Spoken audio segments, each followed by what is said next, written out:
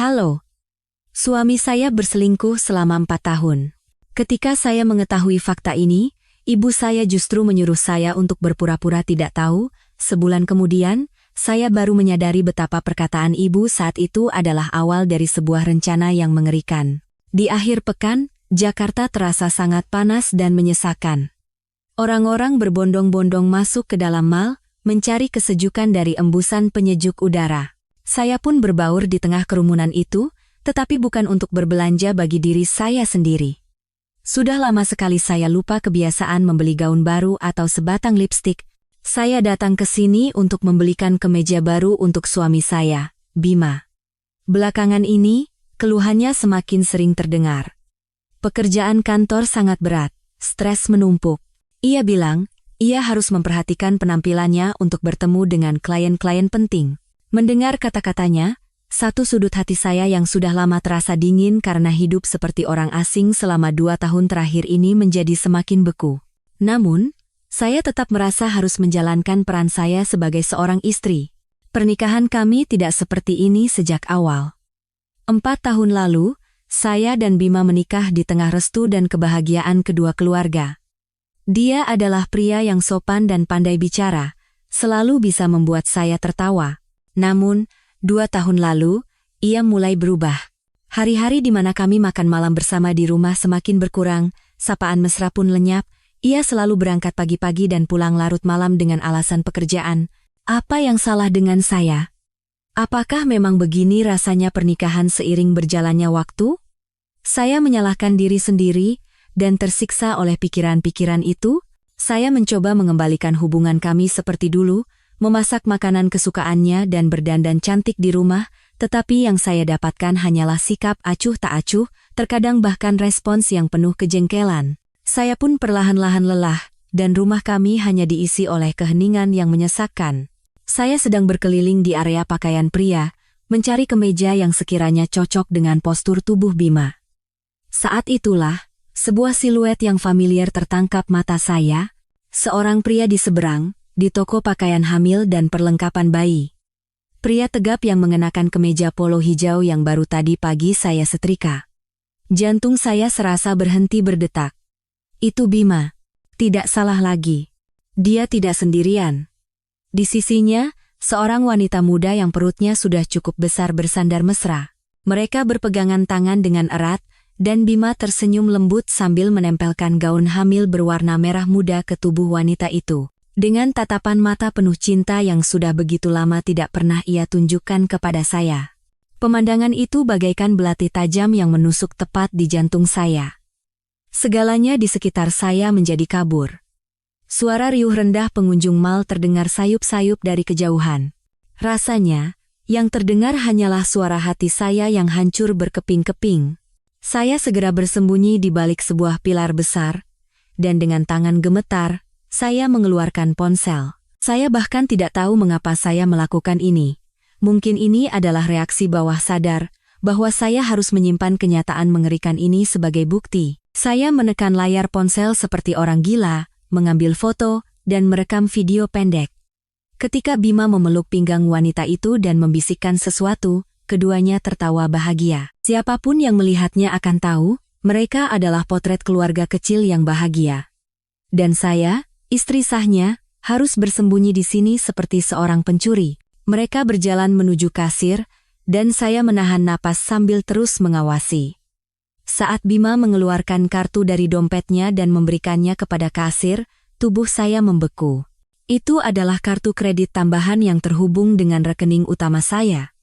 Dia selalu berkata, gajinya harus digunakan untuk menjaga relasi bisnis, jadi biaya rumah tangga sebaiknya ditanggung dari uang saya. Saya percaya padanya. Tak pernah sekalipun saya ragu.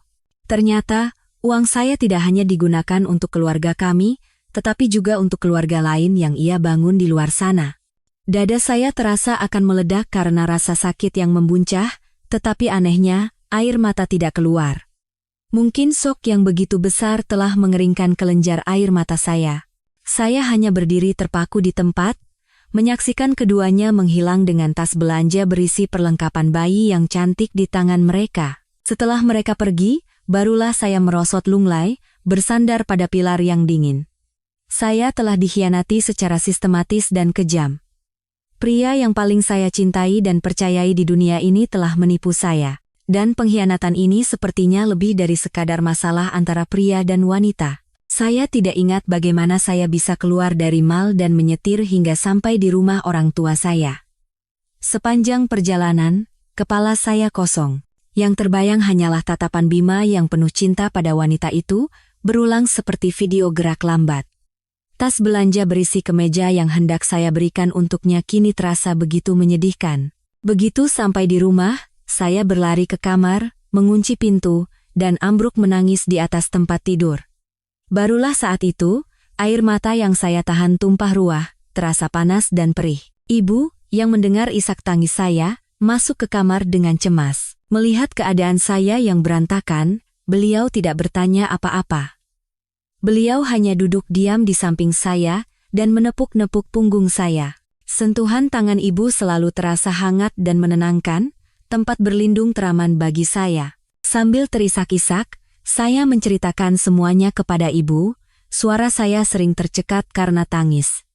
Saya juga menunjukkan foto dan video yang saya ambil. Saya pikir, ibu akan murka, mengutuk Bima, dan menyuruh saya untuk segera melabraknya. Namun, setelah melihat semua bukti, raut wajah ibu memang mengeras, tetapi suaranya terdengar luar biasa tenang.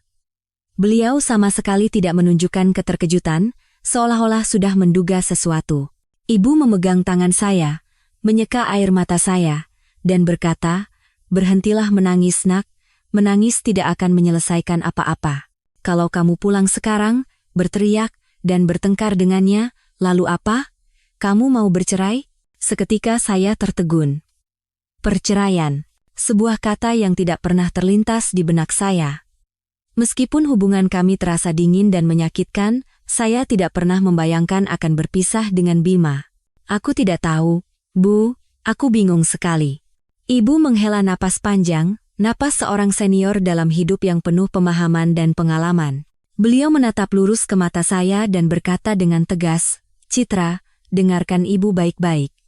Kalau masalahnya sudah sampai sejauh ini bukan lagi sekadar perselingkuhan biasa. Kalau sudah begitu, apa yang kamu punya? Hanya beberapa foto yang diambil diam-diam ini? Ini tidak cukup." Setiap kata dari ibu seolah menyiramkan air es ke kepala saya tersadar, benar. Jika saya meledak sekarang, yang saya dapatkan hanyalah Cap sebagai istri pencemburu buta, Bima akan dengan mudah menyangkal semuanya, dan sayalah yang akan menjadi pecundang. Lalu aku harus bagaimana, Bu? Suara saya masih bergetar. Ibu menggenggam tangan saya lebih erat, seolah menyalurkan kekuatan yang tak terlihat. "Mulai sekarang, kamu harus berpura-pura tidak tahu apa-apa.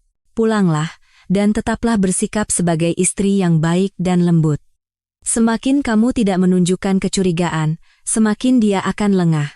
Selama itu, kamu dan ibu akan mengumpulkan bukti secara diam-diam. Bukan hanya bukti perselingkuhan, tapi juga masalah properti, uang, semuanya.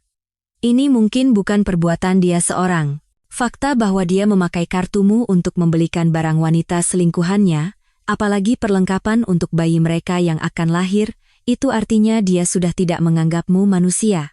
Itu bukti bahwa dia sudah merencanakan semuanya sejak lama. Kalau kamu gegabah dan membuat keributan sekarang, kamu sama saja masuk ke dalam perangkapnya. Dia akan mengelak. Dan dalam skenario terburuk, dia akan mengakui semuanya lalu mendesakmu untuk bercerai saat itu juga. Saya menyeka air mata, menarik napas dalam-dalam, dan memantapkan hati. Saya menatap ibu dengan tatapan yang jauh lebih kuat dan berkata, "Baik, Bu, aku akan melakukan seperti yang ibu katakan, aku bisa." Ibu mengangguk, dengan tatapan yang bercampur antara puas dan iba. Beliau memeluk saya erat dan berkata, "Ya, putriku harus kuat. Ada ibu di sini, mulai sekarang. Ini adalah pertarungan kita berdua." Malam itu, saya kembali ke rumah yang pernah saya sebut sebagai surga. Bima sudah pulang lebih dulu, dan sedang menonton TV di ruang keluarga. Melihat saya, ia hanya melirik sekilas dan bertanya acuh tak acuh, "Dari mana saja baru pulang?" "Tadi mampir ke rumah ibu sebentar." "Oh ya, Aku juga sudah belikan Mas kemeja baru. Saya menyodorkan tas belanja kepadanya dengan senyum yang saya paksakan sekuat tenaga. Bima menerima tas belanja itu tanpa minat untuk membukanya. "Oh, ya sudah," katanya singkat, lalu kembali menatap layar TV. Sikap acuh tak acuhnya, untuk saat ini, justru menjadi sebuah kelegaan. Dia tidak menyadari sedikit pun perubahan di mata saya, atau betapa kakunya senyum saya. Malam itu, saya berbaring memunggunginya, berpura-pura sudah tidur lelap. Namun, di dalam kegelapan, mata saya terbuka lebar. Perang yang sesungguhnya baru saja dimulai. Hari-hari berikutnya adalah periode terpanjang dan paling menyakitkan dalam hidup saya. Tinggal di satu rumah, makan di satu meja, dan tidur di satu ranjang dengan seorang pengkhianat benar-benar terasa seperti di neraka. Setiap pagi, saya bangun lebih awal, menyiapkan sarapan, dan menyetrika pakaian kerja Bima. Malamnya, saya membukakan pintu untuknya dan menyiapkan makan malam. Saya memerankan peran sebagai istri yang berbakti dengan sempurna tanpa satu keluhan pun. Saya selalu tersenyum, tetapi hati saya sudah membatu. Atas saran ibu, saya memulai penyelidikan saya sendiri. Dimulai dari masalah uang. Dulu, saya sepenuhnya percaya pada Bima. Setiap bulan, ia memberi saya uang untuk biaya hidup, dan sisanya ia bilang untuk ditabung dan diinvestasikan. Saya tidak pernah bertanya tentang gaji atau bonusnya, itu adalah kesalahan terbesar saya. Saya mulai memeriksa kembali semua mutasi rekening bersama dan rekening pribadi saya selama 2 tahun terakhir. Saya duduk di ruang kerja, selama berjam-jam, membandingkan angka-angka, dan akhirnya menemukan keanehan. Sekitar setahun yang lalu, Bima mendapat promosi, dan gajinya naik hampir 2 kali lipat. Saya tahu itu karena tidak sengaja mendengar ia menyombongkannya saat menelepon temannya. Namun, uang bulanan yang ia berikan kepada saya tidak bertambah sama sekali. Malah, beberapa kali jumlahnya berkurang drastis dengan alasan kondisi perusahaan sedang sulit atau bonus dipotong. Lalu, kemana selisih uang itu pergi? Saya mencatat semua angka dan tanggal yang janggal di sebuah buku catatan. Semakin saya menghitung, semakin merinding saya dibuatnya. Uang yang lenyap selama 2 tahun terakhir bukanlah jumlah yang kecil. Cukup untuk membeli sebuah apartemen tipe studio. Selanjutnya, saya mencari cara untuk memeriksa ponselnya. Ini jauh lebih sulit. Bima sangat berhati-hati, dan ponselnya nyaris tidak pernah lepas dari tangannya. Namun, kesempatan itu datang. Suatu malam, ia masuk ke kamar mandi untuk mandi dan meninggalkan ponselnya di atas meja kerja. Jantung saya berdebar kencang. Saya buru-buru mengunci pintu kamar dan mengambil ponselnya. Untungnya, ia tidak mengganti kata sandinya. Waktu saya tidak banyak. Pesan atau WhatsApp pasti sudah ia hapus, jadi saya langsung masuk ke daftar kontak. Saya menelusurinya, tetapi tidak ada nama wanita yang mencurigakan. Nama Permata Residence, Pak Direktur, muncul dengan frekuensi yang luar biasa. Ada hari di mana mereka menelepon lebih dari 10 kali, dan durasi panggilannya bisa lebih dari 1 jam. Terutama, panggilan-panggilan itu dilakukan saat jam makan siang atau larut malam. Tepat saat itu, suara air di kamar mandi berhenti. Saya terkejut, buru-buru menutup aplikasi kontak, menghapus jejaknya dari daftar aplikasi yang baru digunakan, dan meletakkan kembali ponsel itu di tempat semula. Beberapa detik kemudian, Bima keluar. Jantung saya masih berdebar kencang, tetapi saya berpura-pura sedang membaca buku seolah tidak terjadi apa-apa. Malam itu, saya menelepon ibu dan memberitahukan temuan baru saya. Ibu terdiam sejenak, lalu berkata, "Jangan gegabah menelepon nomor itu. Simpan saja dulu. Dan soal Permata Residence, besok coba kamu datangi apartemen itu, tapi harus sangat hati-hati, jangan sampai ketahuan." "Baik, Bu, aku mengerti." Ketep, masalah uang juga, terus kumpulkan buktinya. Cetak semua mutasi rekening dan tandai bagian-bagian yang aneh. Semuanya harus dalam bentuk dokumen agar nanti punya kekuatan di pengadilan. Setelah menutup telepon dari ibu, semangat saya kembali tumbuh. Jalan di depan masih terjal, tetapi saya tidak lagi sendirian. Di sisi saya, ada ibu yang membimbing langkah demi langkah. Petunjuk-petunjuk pertama mulai muncul, dan saya merasa bahwa saya berada di jalur yang benar. Selubung misteri yang menyelimuti pengkhianatan Bima perlahan-lahan mulai tersingkap. Keesokan paginya, saya berkata kepada Bima bahwa saya akan berada di rumah orang tua seharian dan baru pulang malam. Ia sama sekali tidak peduli dan hanya mengangguk. Sikap acuh tak acuhnya justru mempermudah rencana saya.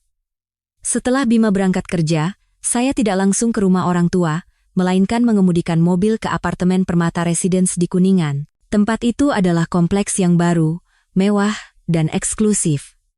Keamanannya sangat ketat, sehingga orang luar tanpa kartu akses penghuni tidak bisa masuk dengan bebas. Saya memarkir mobil di seberang, di sebuah kafe yang jendelanya menghadap langsung ke gerbang utama apartemen. Saya memesan secangkir kopi, duduk di sudut, dan mulai menunggu. Waktu berjalan lambat. Saya sendiri tidak tahu apa yang saya tunggu. Memang, berpura-pura seolah tidak terjadi apa-apa, sambil setiap hari berhadapan dengan seorang pengkhianat adalah sebuah siksaan yang mengerikan, tapi ibu benar. Sekarang bukan saatnya untuk menjadi lemah. Saya sudah terlalu lama dibodohi. Sekaranglah saatnya saya memperjuangkan keadilan untuk diri saya sendiri. Ini bukan hanya untuk saya, tetapi juga untuk orang tua saya, dan untuk semua yang telah keluarga kami korbankan demi pernikahan ini. Entah dia punya unit di sini, atau wanita selingkuhannya tinggal di sini. Firasat saya benar. Saya duduk di kafe, kedua tangan saya terkepal erat. Sekarang apa yang harus saya lakukan? Saya tidak bisa masuk ke dalam. Saya duduk sejenak lagi, tenggelam dalam pikiran. Saya tidak bisa hanya menunggu tanpa tujuan seperti ini. Saya memutuskan untuk berjalan-jalan di sekitar apartemen, mencari cara untuk mendapatkan informasi lebih lanjut. Saya berpura-pura sebagai penghuni yang sedang berjalan-jalan santai di sepanjang pagar kompleks. Ketika melewati dekat Tower B, saya melihat beberapa pengemudi ojek online sedang menunggu pesanan. Tiba-tiba, sebuah ide cemerlang muncul. Saya mendekati seorang pengemudi muda, menyodorkan selembar uang Rp100.000, dan berkata pelan, "Mas, boleh minta tolong sebentar? Saya mau kirim sesuatu untuk keluarga di Tower B, tapi saya lupa nomor unitnya. Boleh tolong cek, nomor telepon ini pemilik unit nomor berapa, ya?" Saya menunjukkan nomor Permata Residence, Pak Direktur, yang sudah saya potret di ponsel saya. Pengemudi itu menatap saya dengan curiga, tetapi kemudian melihat uang di tangan saya dan ragu sejenak. Saya buru-buru menambahkan, "Kakak saya baru melahirkan, jadi pikirannya agak kacau. Saya mau kasih kejutan, tolong bantu ya Mas." Perkataan saya sepertinya membuatnya lebih percaya. Ia mengangguk, mengeluarkan ponselnya, dan memasukkan nomor itu ke sistem internal aplikasi pengirimannya. Beberapa saat kemudian, ia mengangkat kepala dan berkata, "Oh iya, Bu, benar. Nomor ini atas nama penghuni Tower B Unit 1708, namanya Rania." Rania. Nama yang cantik, tetapi bagi saya saat ini, terasa seperti bilah pisau yang mengiris jantung. Tower B, Unit 1708. Akhirnya, saya mendapatkan alamat yang spesifik. Saya berterima kasih kepada pengemudi itu, memberikan uangnya, dan segera pergi. Dalam perjalanan kembali ke mobil, amarah bercampur dengan sedikit rasa kemenangan. Akhirnya, saya mengetahui sarang mereka. Tower B, Unit 1708, di sebuah apartemen mewah yang pastinya tidak murah. Gaji dan bonus Bima yang ia gelapkan dari saya pasti semuanya mengalir ke sini. Dia menghidupi wanita lain dan membangun keluarga lain dengan uang hasil jerih payah saya. Saya tidak langsung menyalakan mobil. Saya duduk di dalam, menatap kosong ke gedung Tower B yang menjulang tinggi. Saya membayangkan, di suatu tempat di atas sana, di sebuah apartemen yang nyaman, Bima dan wanita bernama Rania itu sedang bersama dengan bahagia. Makan siang, bercerita, dan mempersiapkan kehadiran si buah hati. Sementara saya, istri sahnya, duduk sendirian di sini, meresapi rasa sakit dan pengkhianatan. Amarah memuncak. Saya ingin sekali lari ke Tower B Unit 1708, menggedor pintunya, dan membongkar semuanya. Tetapi saat itu, suara ibu terngiang di telinga saya. "Tenang, jangan bertindak bodoh." Saya mencengkeram kemudi dan mengatur napas. Belum. Belum saatnya. Saya butuh bukti yang lebih kuat. Bukti yang tidak bisa disangkal oleh siapapun. Hari itu, saya duduk di dalam mobil hingga sore hari. Pukul 5 lewat, saya melihat mobil Bima keluar dari parkiran bawah tanah. Ia pergi. Mungkin pulang ke rumah, untuk kembali memerankan perannya sebagai suami teladan. Saya menunggu sejenak, lalu menyalakan mesin. Tapi saya tidak pulang.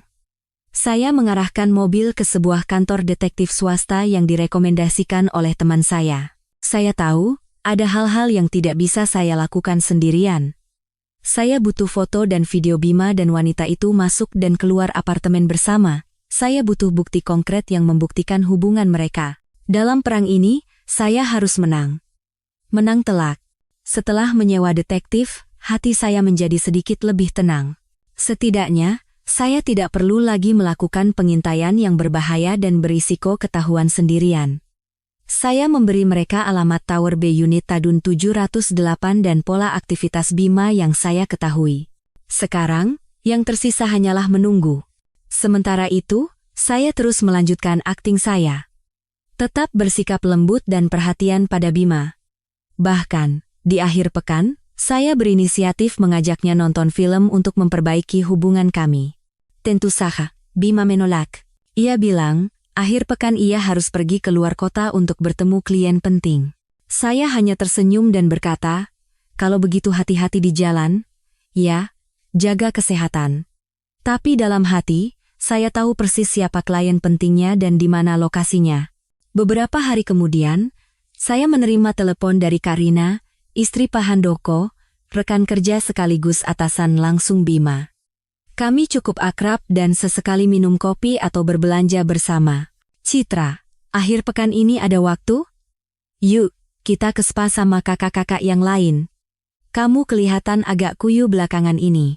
Saya menerima ajakannya dengan senang hati. Saya juga butuh seseorang untuk diajak bicara, untuk sedikit meringankan beban berat di hati saya. Kami sepakat bertemu di spa langganan kami pada hari Sabtu sore. Di tengah-tengah pijatan yang menenangkan, Karina tiba-tiba bertanya, Citra, kakak mau tanya jujur, jangan marah ya. Kalian berdua lagi ada masalah? Saya terkejut, tetapi berusaha bersikap biasa saja. Kenapa kak? Nggak ada apa-apa kok. Kak Rina menatap saya dengan iba, lalu merendahkan suaranya. Soalnya, kakak beberapa kali lihat pas makan bareng anak-anak kantor, sikap Bima itu agak aneh, dia kayak orang yang hidup sendiri saja. Karyawan-karyawan baru yang masih muda suka godain dia, tapi dia nggak nolak sama sekali, malah kelihatan menikmati.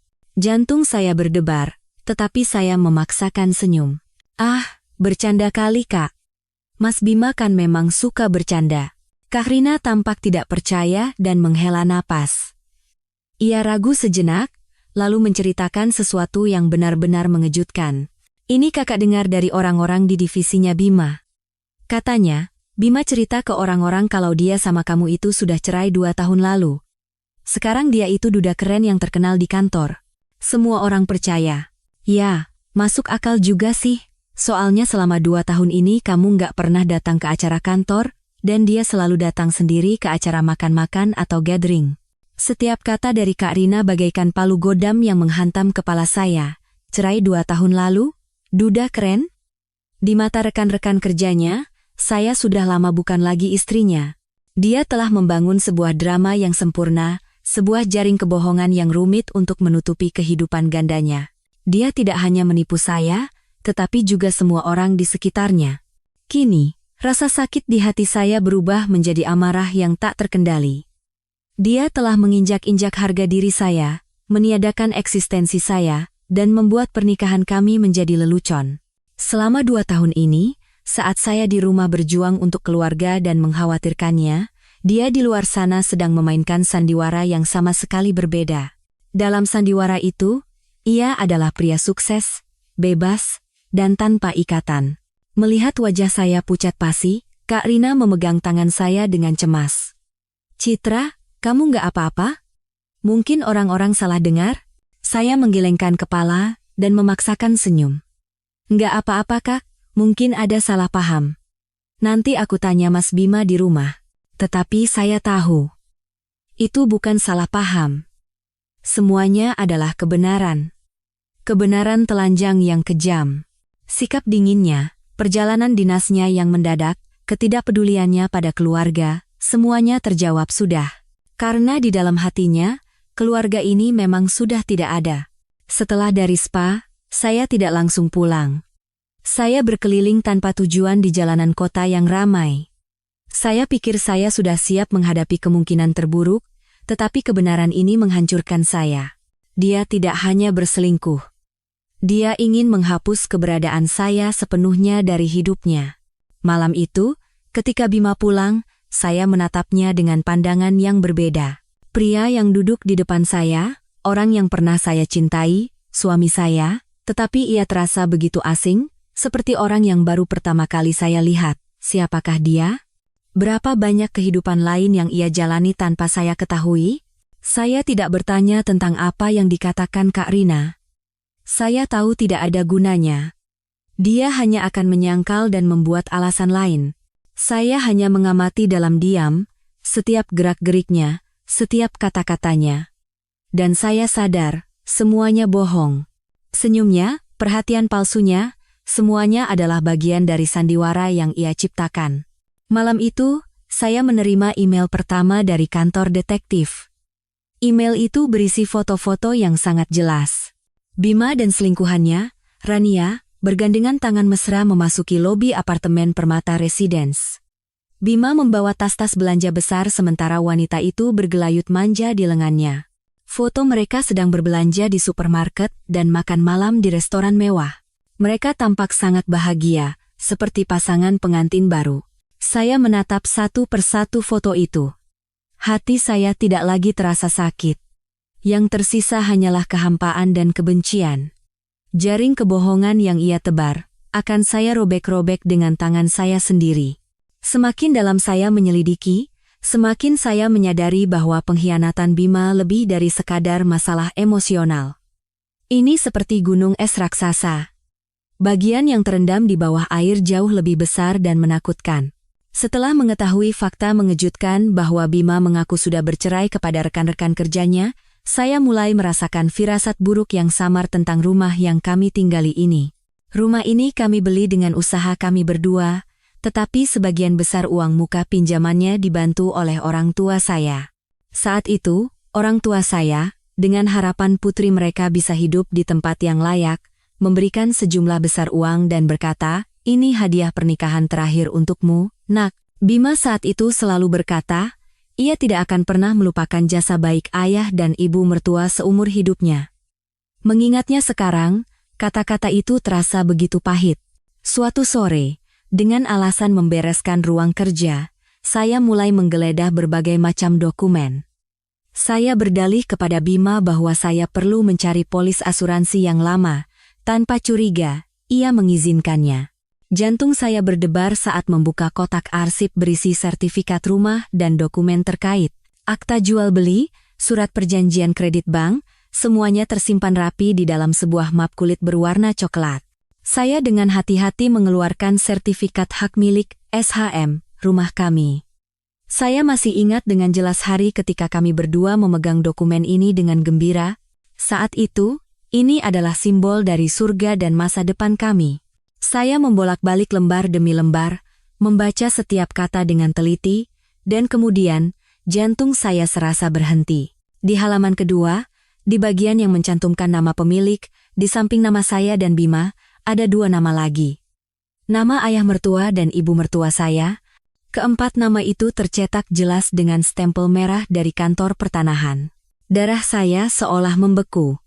Bagaimana ini bisa terjadi? Mengapa nama mertua saya ada di sini?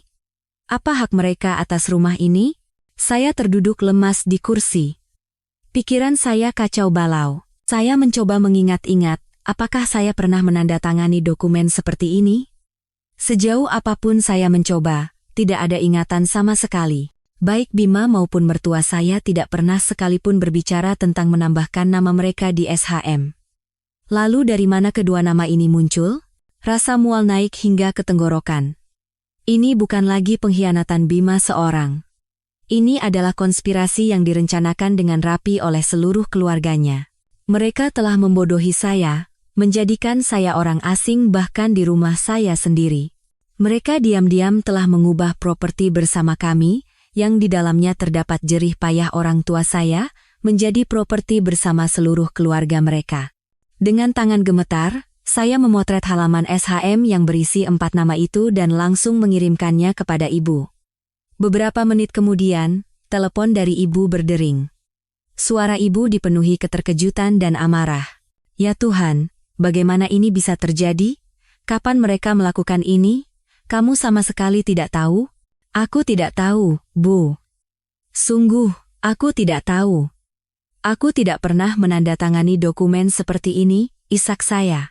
Ibu terdiam sejenak, menenangkan diri, lalu berkata dengan suara sekeras baja, Citra, tenang dan dengarkan ibu. Pasti si brengsek itu menipumu, menyelipkan dokumen itu di antara surat-surat lain, agar kamu menandatanganinya. Mungkin dia menyisipkannya di antara tumpukan dokumen lain dan membuatmu tidak bisa memeriksanya dengan benar.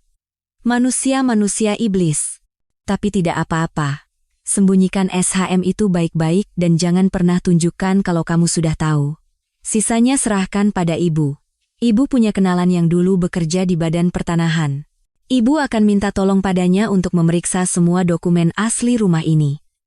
Kita harus cari tahu, apakah mereka memalsukan tanda tanganmu atau menggunakan tipu muslihat lain. Sen, kata-kata ibu bagaikan obat penenang bagi saya. Benar. Saya tidak boleh hancur sekarang. Saya harus mengungkap kebenarannya. Pengkhianatan ini sudah keterlaluan.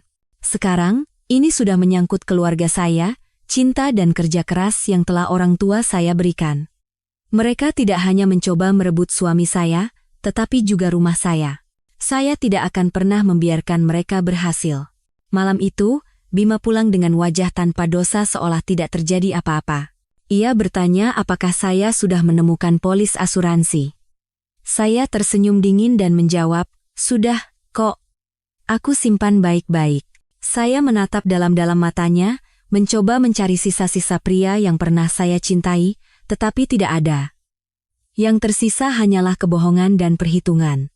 Dia dan keluarganya, mereka telah menebar jaring raksasa untuk menjerat dan merampas segalanya dari saya. Tapi mereka salah. Mangsa yang mereka anggap lemah ini tidak akan menyerah begitu saja. Guncangan dari kasus sertifikat rumah belum juga reda, ketika serangan baru datang secara frontal. Suatu malam, saat saya sedang memeriksa kembali bukti-bukti yang telah saya kumpulkan, sebuah permintaan pertemanan masuk di akun WhatsApp saya dari nomor yang tidak dikenal. Nama akunnya Sinar Mentari dengan foto profil bunga matahari. Biasanya saya tidak menerima permintaan dari orang asing, tetapi sesuatu mendorong saya untuk melihat profilnya. Jantung saya kembali berhenti berdetak. Profil Sinar Mentari dipenuhi dengan foto-foto seorang wanita hamil yang tampak sangat bahagia. Dan wanita itu tidak lain adalah selingkuhan suami saya, Rania. Foto di balkon apartemen Permata Residence dengan latar belakang pemandangan kota malam hari. Foto di dalam mobil Bima, memeluk perutnya dengan senyum puas. Dan yang paling menyakitkan, foto bersama Bima. Dia menyandarkan kepalanya di bahu Bima, dan keduanya tersenyum cerah ke arah kamera. Di bawah foto itu, ada tulisan, sayangku, semoga kamu lahir sehat seperti ayah ya, ibu dan ayah sangat mencintaimu. Darah saya mendidih. Ini adalah provokasi yang terang-terangan dan vulgar. Dia sengaja menunjukkan semua ini kepada saya. Sebelum saya sempat memutuskan untuk menerima atau menolak permintaan pertemanan itu, sebuah pesan masuk. Halo, Mbak Citra. Saya Rania. Saya menatap tajam tulisan di layar. Beraninya dia mengirim pesan langsung kepada saya. Sesuai nasihat ibu, saya menarik napas dalam-dalam, berusaha menjaga ketenangan. Saya tidak membalas, hanya membacanya. Beberapa detik kemudian, pesan berikutnya datang. Saya tahu Mbak sudah tahu tentang saya dan Mas Bima. Saya tidak mau sembunyi-sembunyi dari Mbak. Kami benar-benar saling mencintai. Mas Bima bilang, perasaannya Kembak sudah lama hilang. Dia hanya belum menemukan waktu yang tepat untuk bicara. Saya mencengkeram ponsel hingga buku-buku jari saya memutih. Gaya bicaranya yang pura-pura polos tapi kurang ajar itu membuat saya ingin melempar ponsel ini. Tapi saya menahannya. Saya tahu, ini juga bukti. Saya mengambil tangkapan layar semua pesan itu. Karena saya tidak membalas, Rania terus menyerang. Kali ini, ia mengirim foto hasil USG. Ini anakku dan Mas Bima, laki-laki. Usianya sudah 5 bulan dan sehat sekali. Kata dokter, mirip sekali sama ayahnya. Amarah meluap hingga ke ubun-ubun. Dia menggunakan anak di dalam kandungannya untuk menyerang saya. Menyerang istri sah yang belum memiliki anak. Selama 4 tahun pernikahan, kami juga sangat menginginkan anak. Tetapi Bima selalu menundanya dengan alasan ingin lebih fokus pada pekerjaan. Ternyata, bukan ia tidak mau punya anak, ia hanya tidak mau punya anak dengan saya. Selama beberapa hari berikutnya, Rania terus meneror saya dengan pesan dan foto. Foto Bima sedang memasak untuknya. Video Bima sedang mengelus perutnya dan berbicara pada si bayi. Ia menyombongkan betapa mahal hadiah yang Bima berikan, betapa bahagia masa depan yang Bima janjikan. Tujuannya sangat jelas. Membuat saya marah, kehilangan kendali, dan mengucapkan kata cerai lebih dulu. Dengan begitu, ia akan menjadi pemenang yang gagah. Saya menceritakan ini kepada ibu. Setelah mendengar semuanya, ibu tertawa sinis. Anak kemarin sore, naif sekali. Dia pikir kamu akan hancur dengan permainan kekanak-kanakan seperti itu, biarkan saja dia terus mengirim, semakin kamu diam, semakin dia akan gelisah. Ambil tangkapan layar semuanya dan simpan sebagai bukti, nanti di pengadilan, bukti-bukti itu yang akan menunjukkan wajah aslinya yang kurang ajar dan licik. Tapi ini menyakitkan sekali Bu, setiap kali melihat pesannya, aku tidak tahan. Anggap saja kamu sedang menonton sebuah drama. Drama yang sudah kamu tahu akhir ceritanya, saksikan saja dengan tenang, pertunjukan apa lagi yang akan dia mainkan, semakin kamu tenang, kendali ada di tanganmu, mengerti? Mendengar kata-kata ibu, saya berusaha memantapkan hati. Saya tidak lagi merasa sakit oleh provokasi Rania. Sebaliknya, saya merasa kasihan padanya. Dia mungkin merasa bangga telah merebut pria baik dan keluarga bahagia, tetapi dia tidak sadar bahwa dirinya hanyalah bidak catur dalam rencana Bima dan keluarganya. Pria yang bisa begitu kejam pada istri yang telah menemaninya selama 4 tahun, suatu saat nanti juga bisa melakukan hal yang sama padanya. Saya tidak membalas satu pesan pun, dan saya juga tidak memblokir kontaknya. Seperti penonton yang diam, saya hanya mengumpulkan bukti demi bukti untuk serangan balasan terakhir. Saya pikir kelancangan Rania hanya akan berhenti pada pamer kasih sayang dan kehamilan, tapi saya salah. Suatu hari, ia mengirimkan pesan yang benar-benar membuat saya tercengang. Aku dengar dari Mas Bima, waktu menikah dulu, orang tuamu memberikan hadiah gelang emas ukiran naga dan feniks ya? Pasti cantik sekali. Aku juga suka model seperti itu. Nanti kalau kami menikah, aku mau minta Mas Bima buatkan yang sama. Saya membaca pesan itu berulang kali. Firasat buruk mulai merayap. Gelang naga dan feniks itu adalah pusaka berharga warisan dari ibu. Saat hari pernikahan, ibu memasangkan gelang itu di pergelangan tangan saya dan berpesan untuk menjaganya baik-baik. Nilainya lebih dari sekadar materi, itu adalah simbol restu keluarga yang syarat makna spiritual. Selain saya, Bima, dan orang tua saya, tidak ada yang tahu keberadaannya. Kenapa Bima menceritakan hal yang begitu pribadi kepada selingkuhannya? Dan kenapa wanita itu membahasnya sekarang? Firasat buruk saya semakin kuat.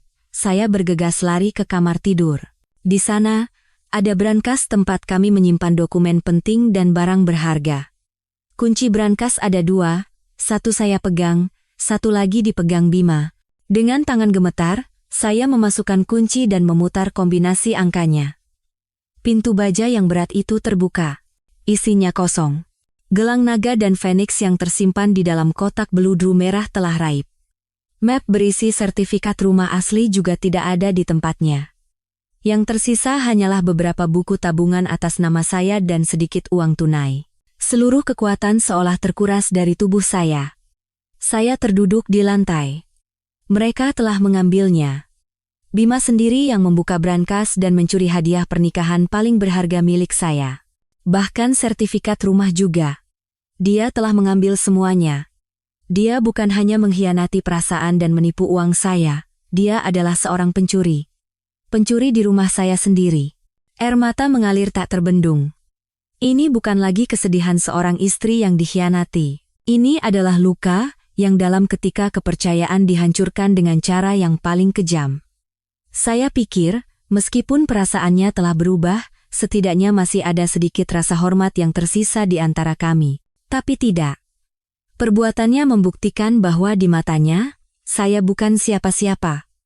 Semua kenangan dan kebaikan telah ia buang tanpa ampun. Saya menelepon ibu. Suara saya nyaris tidak keluar karena isak tangis. Setelah mendengar semuanya, ibu terdiam lama. Dari napasnya yang berat di seberang telepon, saya bisa merasakan amarah yang mendidih. Bagus sekali. Sampah-sampah itu akhirnya menunjukkan wujud aslinya. Mereka tidak hanya ingin kamu pergi dengan tangan kosong, mereka ingin merampokmu. Lalu ibu tiba-tiba menjadi tenang. Suaranya menjadi dingin dan tegas. Citra, berhenti menangis. Air mata tidak ada gunanya sekarang. Dengarkan ibu baik-baik. Fakta bahwa mereka mengambil sertifikat rumah dan gelang itu artinya mereka baru saja menggali kuburan mereka sendiri. Kamu tetap berpura-pura tidak tahu apa-apa. Jangan sampai mereka tahu kamu sudah sadar. Biarkan mereka merasa jumawa. Ibu punya cara untuk mengatasinya. Saya tidak tahu apa yang ada di pikiran ibu, tetapi ketenangannya membuat saya merasa lebih baik. Saya menyeka air mata dan berusaha bangkit. Kesedihan telah berubah menjadi amarah. Kelemahan telah berubah menjadi tekad sekeras baja. Apa yang telah mereka rampas dari saya, akan saya rebut kembali berkali-kali lipat. Tidak ada lagi penyesalan atas pernikahan ini. Satu-satunya yang saya inginkan sekarang adalah keadilan. Keadilan untuk diri saya dan keluarga saya. Saya menatap brankas yang kosong dan bersumpah dalam hati. Bima, dan kalian sekeluarga, nikmatilah sepuasnya. Waktu bersenang-senang kalian tidak akan lama lagi. Setelah guncangan akibat pencurian hadiah pernikahan dan sertifikat rumah, sesuai dengan perkataan ibu, saya sama sekali tidak menunjukkan tanda-tanda bahwa saya mengetahui segalanya. Akting saya begitu sempurna hingga terkadang saya merasa jijik pada diri sendiri. Namun, setiap kali melihat brankas yang kosong, kebencian di dalam diri saya semakin membara. Sementara itu, ibu mulai bertindak. Ibu memiliki seorang teman lama yang suaminya dulu bekerja di kantor pertanahan kota. Meskipun sudah pensiun, jaringannya masih ada. Ibu menemuinya dan dengan lihai menjelaskan situasinya. Beliau hanya mengatakan bahwa ada beberapa hal yang tidak jelas di sertifikat rumah putrinya dan ingin memastikan apakah ada kesalahan. Beberapa hari kemudian, telepon datang dari teman ibu. Informasi yang ia sampaikan mengonfirmasi kecurigaan terburuk kami. Mita, sudah saya cek. Benar, nama mertua putrimu ditambahkan di sertifikat rumahnya. Dokumennya diajukan hampir setahun yang lalu. Ibu menahan amarah dan bertanya. Lalu, apakah di dokumen itu ada tanda tangan putri saya dan suaminya, Pak? Hening sejenak di seberang telepon, lalu terdengar jawaban, tentu saja. Sesuai aturan, untuk mengubah kepemilikan aset bersama suami istri, keduanya harus hadir di kantor notaris untuk menandatangani. Di dokumen yang tersimpan, terlampir akta notaris yang sudah ditandatangani oleh Citra dan suaminya, Bima. Mendengar itu, ibu memahami seluruh situasinya. Setelah berterima kasih pada temannya dan menutup telepon, wajah ibu mengeras. Malam itu, ketika saya mampir ke rumah, ibu membawa saya ke kamar dan menceritakan semuanya. Dugaan ibu benar. Si brengsek itu menipumu untuk menandatangani dokumennya, kata ibu dengan tegas. Saya mencoba mengingat kembali. Hampir setahun yang lalu, apa ada kejadian khusus saat itu? Saya mengerutkan kening, berpikir keras. Lalu, sebuah ingatan samar muncul. Bu, aku ingat. Sekitar waktu itu, Mas Bima memberiku setumpuk tebal dokumen untuk ditandatangani. Katanya itu dokumen pinjaman lunak untuk karyawan di perusahaannya, untuk investasi di proyek internal. Dia bilang prosedurnya rumit dan banyak yang harus ditandatangani, jadi dia sudah menandai semua bagian yang perlu aku tandatangani. Waktu itu aku tidak curiga sama sekali. Karena sibuk bersiap-siap ke kantor, aku menandatanganinya tanpa membaca dengan teliti. Ibu menggebrak meja. Ya Tuhan, itu dia. Dia menyelipkan surat persetujuan penambahan nama mertuanya di antara tumpukan dokumen pinjaman itu untuk menipumu, iblis berwujud manusia. Dia dan keluarganya sudah merencanakan semuanya dari jauh-jauh hari. Kebenaran terungkap, dan bersamaan dengan amarah, saya juga menyalahkan diri sendiri karena begitu bodoh dan mudah percaya. Saya telah menandatangani dokumen yang menjual aset saya sendiri tanpa menyadarinya. Konspirasi mereka begitu jahat dan rapi. Mereka menggunakan kepercayaan saya untuk menusuk saya dari belakang. Lalu bagaimana sekarang, Bu? Tanda tangannya asli milikku.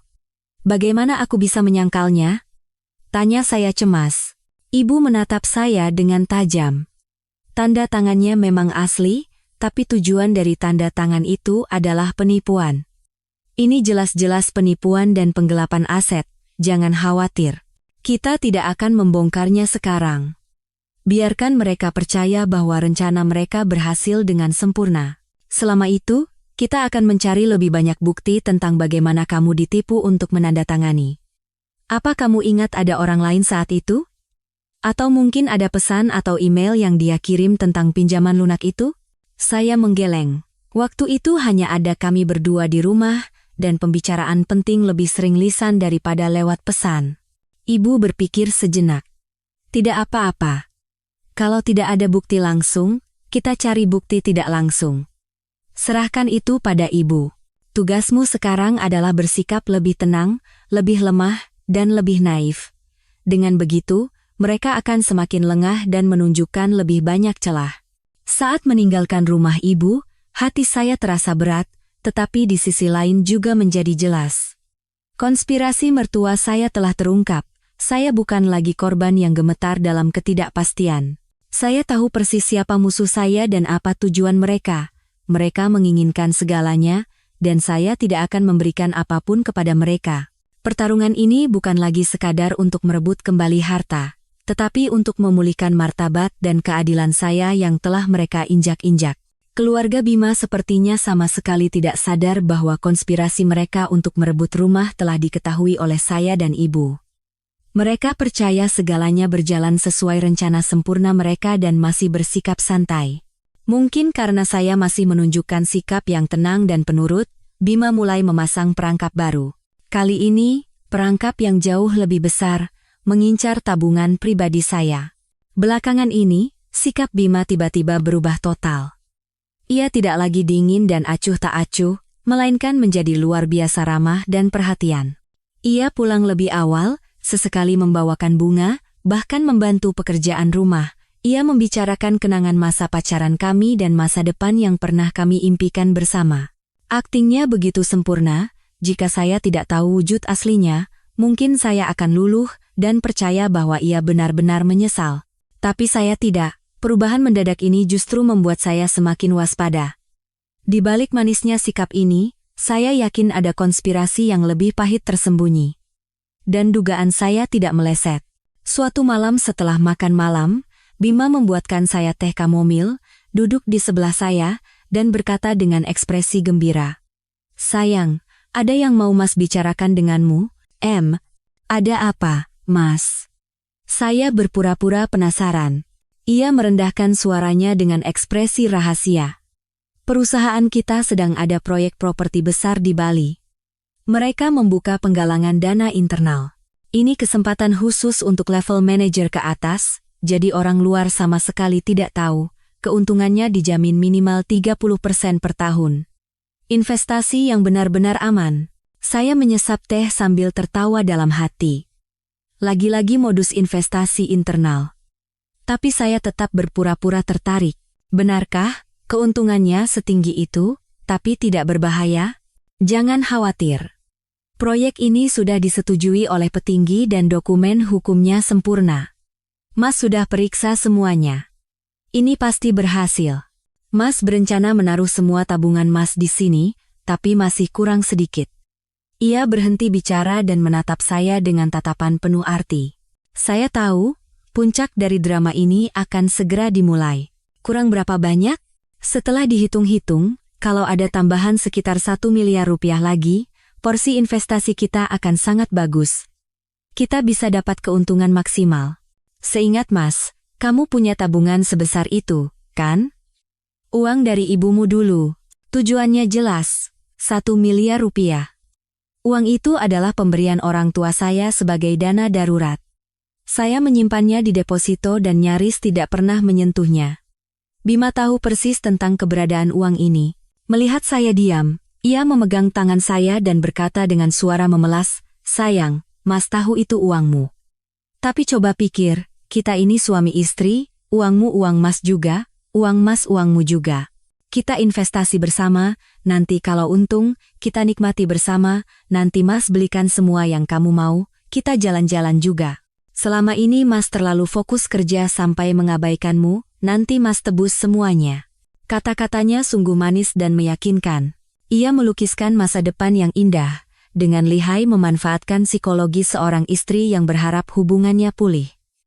Jika ini terjadi beberapa bulan yang lalu, mungkin saya akan memberikan semua uang itu tanpa ragu, tapi sekarang, ini hanya terasa lucu. Namun, saya tidak langsung menolak. Saya ingin melihat bagaimana ia akan melanjutkan sandiwaranya, saya berpura-pura ragu. "Tapi itu uang yang sangat besar Mas, aku butuh waktu untuk berpikir." Bima langsung bersikap seolah mengerti.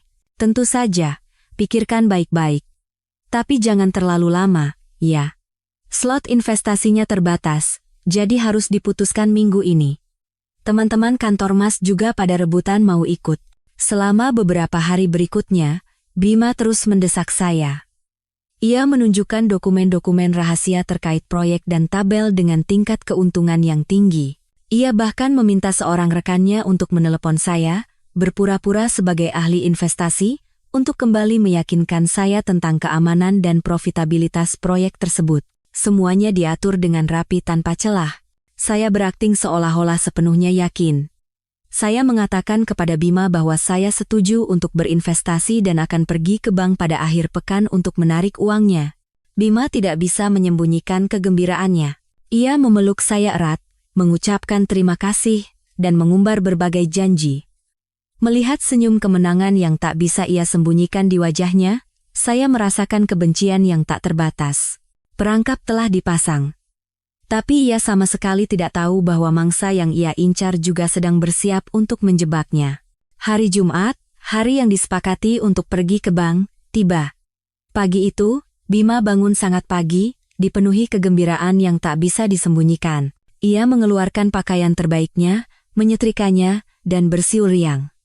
Ia bahkan masuk ke dapur, menawarkan bantuan untuk menyiapkan sarapan, sesuatu yang tidak pernah ia lakukan selama 4 tahun terakhir. Melihatnya, saya tahu ia sedang tidak sabar menanti, saat di mana 1 miliar rupiah itu ada di tangannya. Saya juga bersiap-siap. Saya mengenakan gaun sederhana, merias wajah tipis, dan tidak lupa membawa buku tabungan serta KTP. Saya sudah memberitahukan rencana Bima kepada ibu. Ibu hanya berkata satu kalimat, "Ikuti saja permainannya, sisanya biar ibu yang urus." Tepat pukul 9 pagi. Saya dan Bima masuk ke dalam mobil. Ia dengan mesra membukakan pintu mobil untuk saya, seperti masa pacaran dulu. Sepanjang perjalanan ke bank, ia tak henti-hentinya berceloteh tentang rencana apa yang akan ia lakukan jika sudah menerima keuntungan investasi. "Nanti kita ganti mobil yang lebih besar, ya. Terus akhir tahun kita liburan ke Eropa. Kamu paling mau ke negara mana?" Saya hanya tersenyum dan mengangguk. Dalam hati, saya berpikir, satu-satunya perjalanan yang akan ia alami adalah perjalanan jatuh ke jurang kebohongan yang ia ciptakan sendiri. Kami tiba di bank, memarkir mobil, dan masuk ke dalam. Ia bersikap sangat profesional, mengatakan kepada teller bahwa kami akan menarik sejumlah besar uang. Tepat saat saya akan menandatangani formulir, tiba-tiba ponsel saya berdering keras. "Nomor ibu." Saya melirik Bima dengan ekspresi minta maaf, lalu mengangkat telepon. "Halo, Bu, ada apa?" Dari seberang, terdengar suara ibu yang panik dan terkejut, bercampur isak tangis. Citra. Ayah. Ayahmu kena pendarahan otak, sekarang dibawa ke UGD. Cepat ke rumah sakit. Kata dokter kondisinya kritis. Telinga saya berdengung. Meskipun saya tahu ini bagian dari rencana ibu, suara ibu yang begitu nyata membuat jantung saya mencelos. Saya harus berakting dengan sempurna. Apa? Ibu, ayah kenapa? Di rumah sakit mana? Rumah sakit pusat Jakarta. Cepat ke sini, Citra. Ibu takut sekali. Saya menutup telepon. Wajah saya pucat pasi, tangan dan kaki saya gemetar. Bima melihat itu dan bertanya, ada apa? Kenapa wajahmu begitu? Ayah kena pendarahan otak, sekarang di UGD rumah sakit, aku harus ke sana sekarang. Kata saya nyaris menangis. Tanpa menunggu respons Bima, saya menyambar tas dan dokumen di atas meja, lalu berlari keluar bank. Bima sempat terpaku sejenak, lalu buru-buru menyusul saya. Citra, kita pergi bersama. Aku antar.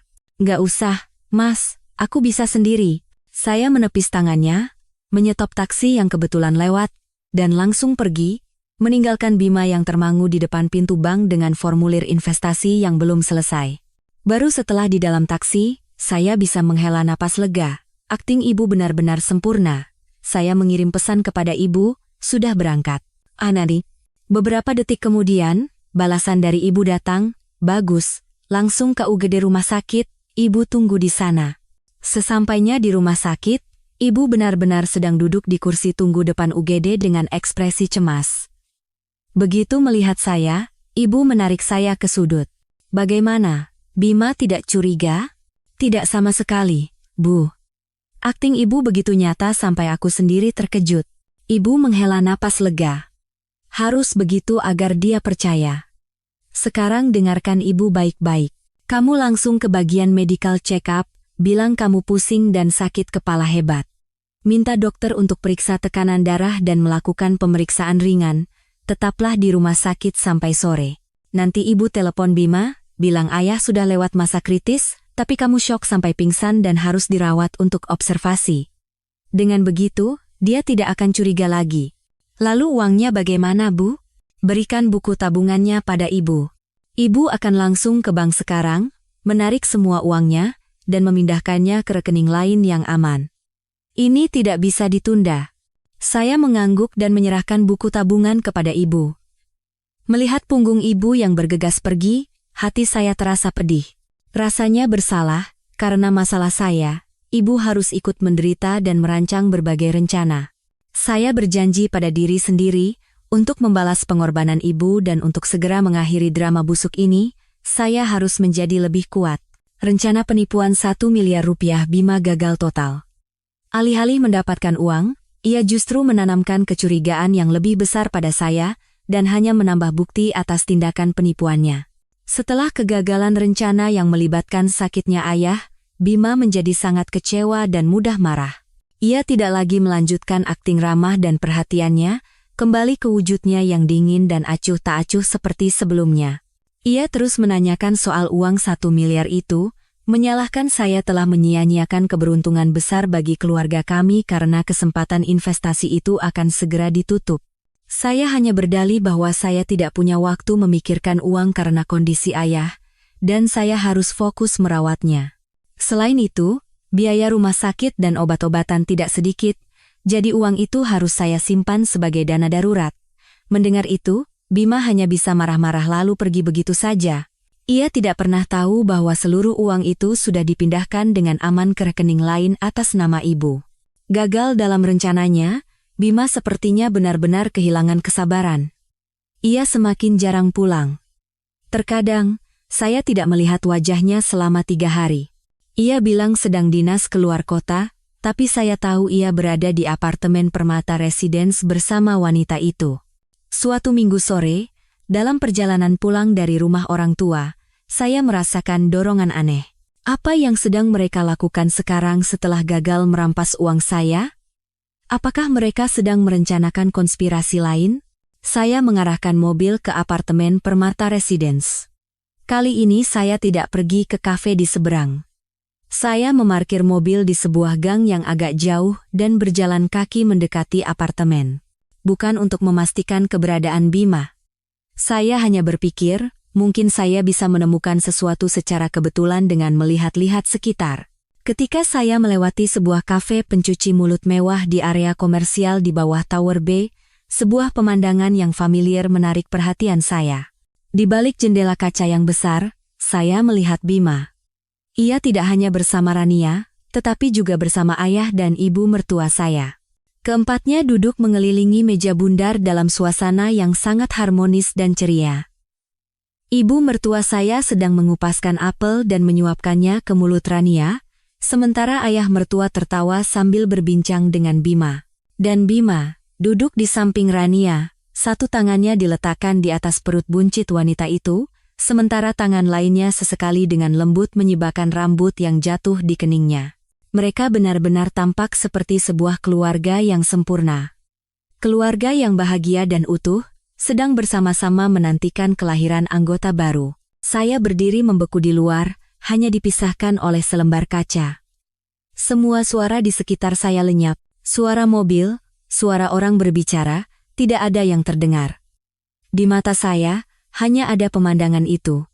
Pemandangan yang begitu indah, tetapi juga luar biasa kejam. Benar saja. Semua yang saya curigai adalah kenyataan. Bukan hanya Bima, tetapi seluruh keluarganya. Ayah dan ibu mertua yang pernah saya sebut orang tua dan saya hormati, mereka semua tahu.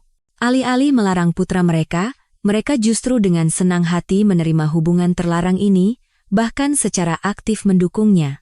Mereka bersama-sama menipu saya, bersama-sama merencanakan untuk merampas harta saya demi memberikan jalan bagi selingkuhan dan cucu yang akan lahir itu. Sebuah aliansi keluarga telah terbentuk untuk melawan saya seorang. Di mata mereka, saya hanyalah penghalang di jalan, duri yang harus dicabut. Semua rasa hormat saya sebagai menantu selama bertahun-tahun, semua perhatian dan pengabdian saya, tidak ada nilainya sama sekali. Rasa sakit di dada saya bukan lagi sekadar pengkhianatan cinta, melainkan keputusasaan dingin karena ikatan keluarga yang diinjak-injak. Saya pernah berpikir, mungkin mertua saya tidak tahu apa-apa. Mungkin mereka juga korban dari kebohongan Bima. Tapi mereka adalah kaki tangan, bahkan mungkin dalang di balik semuanya. Saya tidak menangis. Air mata sudah lama mengering. Saya hanya menyaksikan mereka tertawa dan bercengkerama, memanjakan menantu baru mereka. Saya diam-diam mengeluarkan ponsel dan mengabadikan momen itu. Foto ini, bersama dengan semua bukti lainnya, akan menjadi senjata saya. Saya berbalik tanpa menoleh ke belakang sekalipun. Sejak saat ini, tidak ada lagi sisa penyesalan atau harapan di hati saya. Perang ini bukan lagi antara saya dan Bima. Ini adalah perang antara saya dan seluruh keluarganya. Dan saya tidak akan pernah kalah. Foto keluarga Bima yang sedang bersantai dengan selingkuhannya itu bagaikan racun, membunuh sisa-sisa perasaan terakhir yang masih ada di dalam diri saya. Namun, pada saat yang sama, itu juga menjadi obat penguat jantung yang membuat jantung saya berdetak lebih kencang. Saya menjadi lebih tegar dan lebih tegas dari sebelumnya. Saya dan ibu tahu, kami tidak bisa lagi hanya bertahan secara pasif. Sekarang saatnya menyerang. Kami harus mengetahui rencana mereka secara detail, agar bisa selangkah lebih maju. Tapi bagaimana kami bisa tahu apa yang mereka pikirkan? Suatu pagi, sebuah ide cemerlang muncul di benak ibu. Ide yang begitu berani hingga saya pun terkejut. Kali ini, biar ibu yang sakit, kata ibu dengan santai. Apa? Ibu sakit? Tidak sakit pun, bisa pura-pura sakit kan? Ibu mengedipkan mata kepada saya. Coba pikir. Di mana lagi tempat yang lebih baik untuk mendengar gosip selain di rumah sakit? Di sana orang-orang menjadi lemah dan lebih mudah membuka diri. Terutama ibu-ibu. Siapa tahu, kita beruntung. Rencana ibu terdengar gila, tetapi setelah dipikir-pikir, ada benarnya juga. Ini adalah pertaruhan yang berisiko tinggi, tetapi dalam situasi seperti ini, langkah berani seperti itulah yang dibutuhkan. Ibu memang punya riwayat hipertensi. Jadi dengan keluhan sakit kepala dan pusing, beliau bisa dengan mudah dirawat inap selama beberapa hari dengan alasan observasi. Maka, Ibu kembali dirawat di rumah sakit yang sama dengan drama pendarahan otak sebelumnya, Rumah Sakit Pusat Jakarta. Ibu ditempatkan di kamar rawat kelas 2 dengan 4 tempat tidur. Dengan kemampuan bersosialisasinya yang luar biasa, hanya dalam sehari, ibu sudah akrab dengan pasien lain di kamarnya. Beliau membawa buah-buahan dan makanan ringan untuk dibagikan, menanyakan tentang penyakit mereka dan menghibur, serta menceritakan kisah-kisah lucu untuk mencairkan suasana. Dan keberuntungan yang luar biasa datang kepada kami. Sore itu, seorang wali pasien baru masuk untuk menempati tempat tidur terakhir yang kosong. Seorang ibu-ibu seusia ibu, berpenampilan sederhana dengan kesan yang baik. Ia datang untuk merawat suaminya yang dirawat karena batu ginjal. Setelah beberapa patah kata, ibu tahu namanya Bu Yuni. Keduanya cepat menemukan topik pembicaraan. Cerita tentang anak, keluarga, hingga kekhawatiran di usia senja. Sesuai rencana, ibu mulai mengeluhkan nasibnya yang memiliki menantu yang tidak baik. Tentu saja, tanpa menyebut nama Bima atau saya. Hanya cerita bahwa putrinya menderita karena menikah dengan suami yang jahat. Bu Yuni, mendengar itu, sangat bersimpati dan menepuk bahu ibu untuk menghibur. Lalu, ia pun mulai membuka cerita tentang keluarganya. Dengar cerita ibu, jadi ingat keponakan saya, kasihan sekali, namanya Rania. Dia juga sempat susah karena percintaan, tapi untungnya sekarang ketemu pemuda yang baik sekali. Manajer di perusahaan besar, tampan dan mapan. Katanya pemuda itu akan segera cerai dengan istrinya dan menikah dengan keponakan saya. Mendengar nama Rania, jantung ibu berdebar, tetapi raut wajahnya tidak berubah sedikit pun. Ibu berpura-pura terkejut dan bertanya, "Wah, beruntung sekali ya keponakan ibu, tapi kenapa mau cerai dengan istrinya? Apa istrinya bermasalah?" Bu Yuni, yang merasa menemukan teman curhat yang sehati, tanpa ragu menceritakan isi hatinya. Ia mendekatkan wajahnya ke telinga ibu dan berbisik seolah itu rahasia besar. "Aduh, Bu, jangan ditanya. Istrinya itu sudah tua tapi tidak bisa punya anak. Sudah menikah bertahun-tahun tapi perutnya kosong, padahal mertuanya sudah menunggu-nunggu cucu untuk meneruskan keturunan. Untungnya keponakan saya, si Rania, pintar. Langsung hamil anak laki-laki. Calon kakek neneknya sayang sekali sama dia, dianggap seperti emas. Beberapa hari yang lalu mereka makan bareng sekeluarga. Calon ibu mertuanya sampai mengupaskan buah dan menyuapinya. Ibu merekam setiap kata yang diucapkan Bu Yuni. Ibu terus memancing cerita. Lalu kapan rencananya mereka menikah? Ya, setelah anaknya lahir dulu, keponakan saya sebentar lagi melahirkan. Kata pemuda itu, namanya Bima. Kalau anaknya sudah lahir, dia punya alasan kuat untuk langsung minta cerai. Masalah rumah dan harta juga sudah diurus semua sama calon mertuanya. Katanya, istri yang sekarang cuma bisa diusir dengan membawa koper pakaiannya saja. Sudah tahu mandul masih mau bertahan, memangnya dia bisa apa? Bu Yuni dengan bangga menceritakan rencana calon besannya, tanpa pernah menyangka bahwa ibu dari istri mandul itu sedang duduk tepat di hadapannya. Setelah mendengar semuanya, di dalam hati ibu terasa seperti terbakar, tetapi di luar beliau berpura-pura bersimpati. Zaman sekarang, kasihan juga ya perempuan yang tidak bisa punya anak, tapi syukurlah keponakan ibu akhirnya bahagia. Malam itu, setelah Bu Yuni tertidur, ibu diam-diam keluar ke koridor dan menelepon saya. Ibu menceritakan seluruh isi percakapan itu tanpa ada yang terlewat. Selama mendengarkan, seluruh tubuh saya gemetar karena amarah. Seluruh rencana mereka telah terungkap. Mereka hanya menunggu kelahiran anak itu. Menggunakan anak itu sebagai kartu truf terakhir untuk menyudutkan saya dan secara sah merampas segalanya dari saya. Sekarang ibu tahu, suara ibu di seberang telepon sedingin es. Kalau mereka mau pertarungan terbuka, kita layani. Biarkan mereka bersenang-senang. Biarkan anak itu lahir. Momen itu akan menjadi saat di mana tirai drama memuakan ini ditutup. End 4. Setelah itu, waktu berlalu dalam ketegangan yang memuncak. Saya dan ibu, karena sudah mengetahui semua rencana mereka, bisa memprediksi setiap langkah Bima. Ia semakin jarang pulang, dan setiap kali pulang, ia membawa hawa yang berat dan tidak nyaman. Sepertinya ia sudah tidak punya kesabaran lagi untuk berakting. Tatapan dan nada bicaranya dipenuhi penghinaan yang terang-terangan. Laporan dari kantor detektif terus berdatangan. Perut Rania semakin membesar, dan hari perkiraan lahirnya semakin dekat. Bima menemaninya membeli perlengkapan bayi, mengantarnya periksa ke dokter kandungan, dan merawatnya dengan baik seperti suami yang berbakti. Melihat foto-foto itu, saya tidak lagi merasakan sakit. Yang tersisa hanyalah penghinaan yang tak terbatas. Dan akhirnya, hari itu tiba. Suatu Senin pagi, Bima terburu-buru mengemasi barang-barangnya. Dengan suara yang dibuat ceria, ia berkata kepada saya, "Sayang, sepertinya Mas harus dinas mendadak ke Surabaya beberapa hari, ada proyek besar. Jaga rumah baik-baik ya, jaga kesehatan juga." "Iya, Mas. Hati-hati di jalan." Saya tersenyum, membantunya membereskan koper, dan menyetrika beberapa kemejanya, memainkan peran sebagai istri berbakti sampai akhir. Ia memeluk saya sekilas, lalu bergegas pergi. Begitu mobilnya hilang dari pandangan, senyum di bibir saya pun lenyap.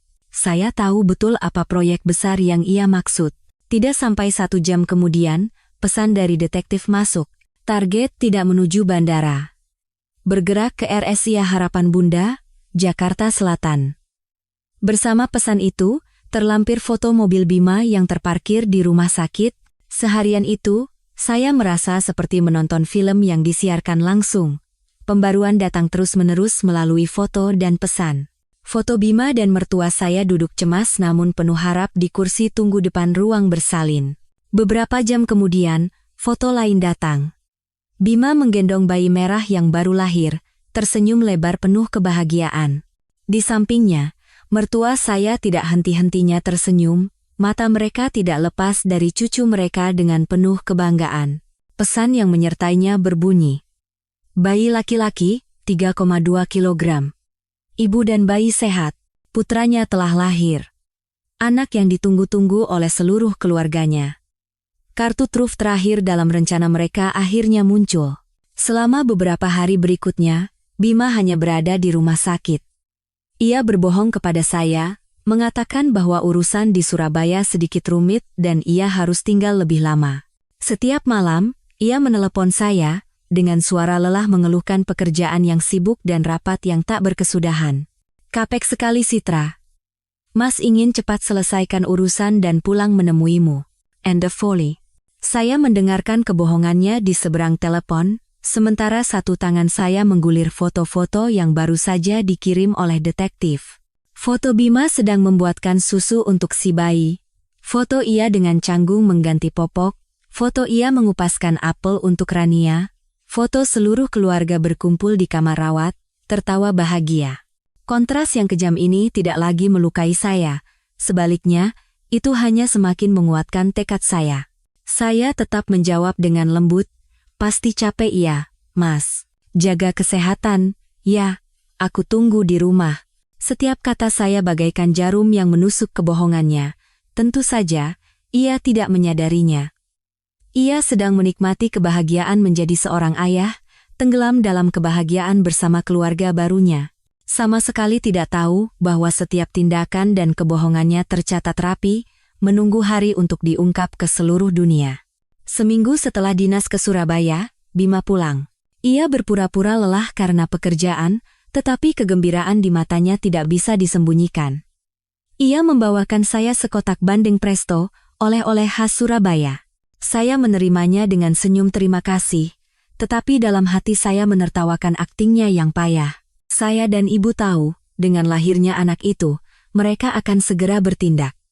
Setelah rumah dan tabungan pribadi saya, target berikutnya sudah jelas, yaitu sisa uang di rekening bersama kami. Uang itu kami kumpulkan bersama di awal pernikahan. Bukan jumlah yang sangat besar, tetapi juga tidak bisa diabaikan.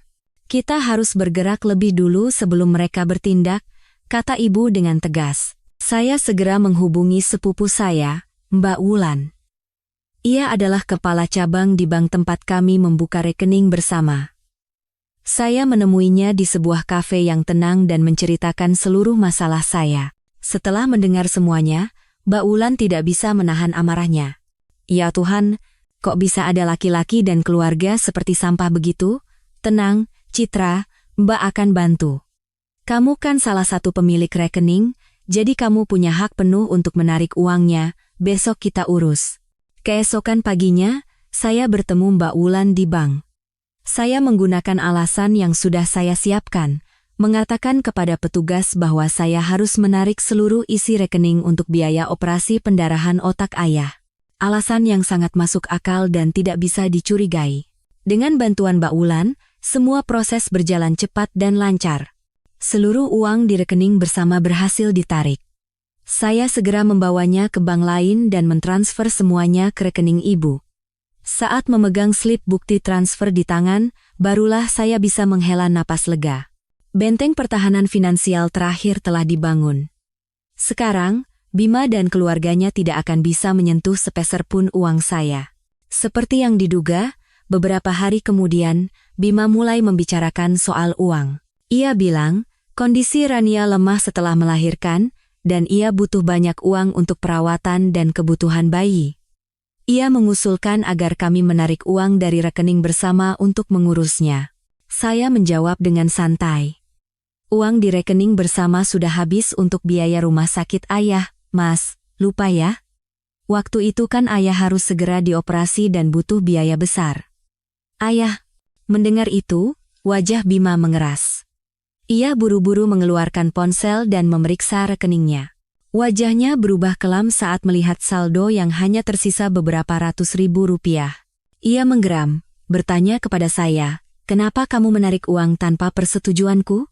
Saya menatap lurus matanya dan berkata dengan dingin, "Lalu kenapa Mas memakai kartuku untuk membeli barang selingkuhan Mas tanpa persetujuanku?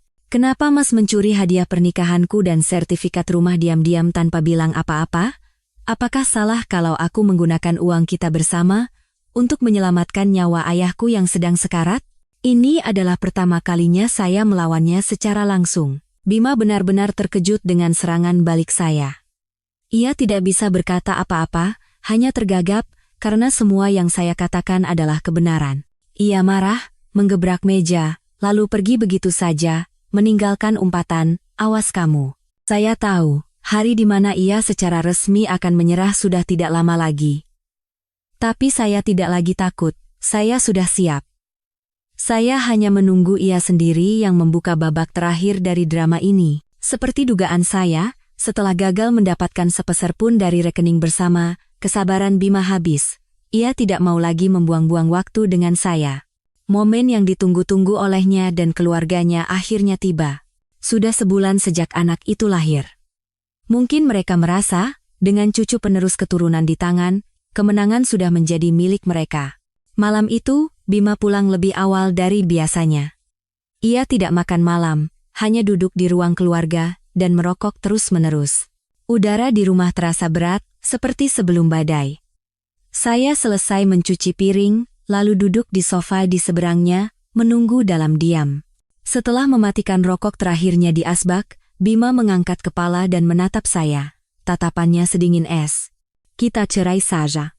4 kata itu diucapkan dengan datar, seolah sedang membicarakan cuaca. Saya tidak terkejut. Saya sudah menunggu kata-kata ini sejak lama. "Tadi Mas bilang apa? Aku kurang dengar." Saya bertanya dengan tenang, meskipun jantung saya serasa mencelos. Ia berteriak tidak sabar, "Aku bilang cerai, kamu tidak dengar? Perasaan kita sudah lama mati. Aku sudah punya wanita lain dan anak laki-laki darinya, kita sudahi saja semua ini." Ia mengeluarkan setumpuk dokumen yang sudah disiapkan dari tasnya dan melemparkannya ke arah saya. "Ini surat cerai dan perjanjian pembagian harta. Aku sudah tanda tangan. Baca, lalu kamu tanda tangani." Saya mengambil dokumen itu tanpa gemetar sedikit pun. Saya membacanya sekilas. Isinya jauh lebih buruk dari yang saya bayangkan. Ia menawarkan uang ganti rugi sebesar 300 juta rupiah. Sebagai imbalannya, saya harus segera pergi dari rumah ini dan melepaskan semua hak atas aset lainnya. Mengenai rumah, tertulis jelas. Rumah ini adalah aset bersama dengan orang tua, sehingga istri tidak memiliki hak untuk menuntut pembagian. Setelah selesai membaca, saya mengangkat kepala, menatapnya, dan tertawa sinis. Apakah ia masih menganggap saya sebodoh dulu? 300 juta? 4 tahun hidup sebagai istrimu, semua pengorbanan yang kuberikan untuk rumah ini, jerih payah orang tuaku, semua itu menurutmu hanya seharga 300 juta? Bima tersenyum menghina. Jangan serakah. 300 juta itu juga aku berikan karena masih ada sisa rasa kasihan. Kamu tidak tahu kalau di sertifikat rumah ini ada nama orang tuaku? Kamu tidak punya hak apa-apa. Kamu tidak mau tanda tangan pun tidak ada gunanya. Kalaupun kita ke pengadilan, kamu tidak akan dapat lebih dari ini, kamu hanya akan malu. Ia begitu percaya diri karena mengira semua bukti menguntungkannya. Ia pikir saya tidak tahu apa-apa tentang konspirasi kotor yang direncanakan keluarganya. Ia berharap saya akan menangis, memohon, atau mengamuk. Tapi saya tidak melakukan semua itu. Saya meletakkan dokumen itu dengan tenang di atas meja. Lalu, saya menatap lurus ke matanya dan berkata dengan suara yang anehnya sangat tenang. Baiklah. Aku akan tanda tangan. Bima tertegun. Reaksi saya benar-benar di luar dugaannya. Ia tidak menyangka saya akan setuju semudah ini. Kamu, serius? Iya. Saya mengangguk. Tapi sebelum aku tanda tangan, aku punya satu permintaan kecil. Permintaan? Apa? Ia bertanya dengan curiga. Saya tersenyum. Senyum yang mungkin tidak akan pernah ia lupakan seumur hidupnya. Pesta syukuran 1 bulanan anakmu diadakan di mana? Aku mau datang. Bagaimanapun juga, aku kan masih istri sahmu. Aku ingin lihat wajah bayinya, dan sekalian pamit terakhir kali pada keluarga dan teman-temanmu sebelum kita benar-benar berakhir. Permintaan saya membuat Bima benar-benar bingung. Tentu saja ia tidak tahu niat saya. Tapi karena saya setuju untuk bercerai dengan mudah, ia mungkin menganggap ini hanyalah harga diri terakhir dari seorang wanita yang kalah. Setelah ragu sejenak, ia mengangguk. Baiklah. Hari Minggu ini, jam 7 malam, di ballroom Hotel Grand Sahid. Datanglah, tapi jangan macam-macam. Jangan khawatir, jawab saya sambil tetap tersenyum. Aku hanya datang untuk mengucapkan selamat. Bima tidak sadar bahwa ia baru saja memberikan undangan di tangan saya. Undangan ke pemutaran perdana film tentang kehidupan palsunya, dan saya akan menjadi sutradaranya. Minggu terakhir yang kami habiskan di bawah satu atap berlalu dalam keheningan yang menyesakkan. Bima nyaris tidak pernah pulang. Ia sibuk mempersiapkan pesta syukuran 1 bulanan putranya yang megah, yang mungkin juga merupakan pesta perayaan kemenangan bagi seluruh keluarganya. Saya dan ibu juga mencurahkan seluruh tenaga kami untuk mempersiapkan hadiah terakhir. Setiap malam kami duduk bersama, memeriksa kembali dan menyusun semua bukti yang telah kami kumpulkan selama beberapa bulan terakhir. Setiap foto, setiap rekaman, mulai dari foto pertama di mall, laporan detektif, pesan provokatif Rania, salinan sertifikat rumah yang dimanipulasi, hingga foto keluarga mereka yang harmonis di kafe. Semuanya kami rangkai menjadi sebuah video pendek berdurasi hampir 10 menit. Musik latarnya kami edit, terkadang lembut, terkadang menegangkan, sehingga terasa seperti sebuah film dokumenter yang mengungkap kebenaran. Ibu bahkan dengan teliti menambahkan teks-teks singkat dan tajam agar tidak ada yang salah paham. Kami menamai mahakarya ini, Keluarga Bahagia. Minggu malam, saya berdiri di depan cermin, menatap wanita di dalamnya. Tidak ada lagi citra yang lelah dan kuyu. Saya memilih gaun sutra berwarna anggur yang elegan dan kuat. Riasan wajah saya buat menonjol dengan eyeliner tajam dan lipstik merah. Saya tidak datang ke sana sebagai istri yang terbuang. Saya datang sebagai penegak keadilan. Ibu juga memilih kebaya beludru hitam yang berwibawa. Beliau memegang tangan saya dan berkata dengan tatapan campuran antara iba dan tegas. Ayo nak. Saatnya menutup tirai. Hotel Grand Sahid malam itu bermandikan cahaya gemerlap. Ballroom VIP dihias mewah dengan balon dan bunga segar. Bima, dengan setelan jas yang gagah, berdiri di pintu masuk menyambut tamu bersama orang tuanya, wajah mereka berseri-seri penuh kepuasan. Rania, dengan gaun putih bersih, duduk di kursi utama sambil menggendong bayinya. Dikelilingi oleh kerabat dan teman yang memuji-muji sang bayi. Kemunculan saya dan ibu seketika membekukan suasana di pintu masuk. Bima dan orang tuanya menatap kami dengan tatapan tidak suka dan waspada. Tetapi di depan para tamu, mereka tidak punya pilihan selain memaksakan senyum. "Kamu datang juga," kata Bima, menghampiri saya dengan nada memperingatkan. "Aku sudah janji, kan?" Jawab saya sambil tersenyum, lalu berjalan masuk dengan gagah bersama ibu, mengabaikan tatapan penasaran dan bisik-bisik di belakang kami. Pesta berjalan dengan meriah. Setelah kata sambutan dari ayah mertua, pembawa acara mempersilakan semua tamu untuk menyaksikan video pertumbuhan bayi yang menampilkan momen-momen manisnya di layar. Tepat saat itulah, saya berdiri. Saya berjalan ke atas panggung dan mengambil mikrofon dari pembawa acara yang termangu. Semua mata di ruangan tertuju pada saya. Bima dan keluarganya memucat, hendak berlari untuk menghentikan saya. "Permisi sebentar." Suara saya terdengar keras dan jelas di seluruh ruangan. "Saya, Citra, istri sah dari Bima yang ada di sini. Di hari yang berbahagia ini, saya juga sudah menyiapkan sebuah hadiah kecil. Sebuah video spesial untuk suami saya, keluarganya, dan juga untuk Rania. Sebagai ucapan selamat atas dibukanya babak baru dalam hidup mereka." Selesai bicara, saya memberi isyarat kepada petugas teknis yang sudah dihubungi ibu sebelumnya. Lampu ballroom redup dan layar raksasa menyala. Video keluarga bahagia dimulai. Adegan pertama adalah Bima yang dengan mesra memilihkan baju untuk Rania di mall, dengan teks, "Maret." Suami berbohong pergi bertemu klien. Disusul dengan rentetan foto ia dan Rania masuk keluar apartemen Permata Residence, makan bersama, berbelanja. Lalu foto keluarga mertua yang memanjakan Rania di kafe, dengan teks, "Aliansi Keluarga." Pesan-pesan WhatsApp Rania yang kurang ajar muncul dengan jelas di layar, lalu salinan sertifikat rumah dengan 4 nama diperbesar memenuhi layar. Dan terakhir, adalah foto-foto di rumah sakit.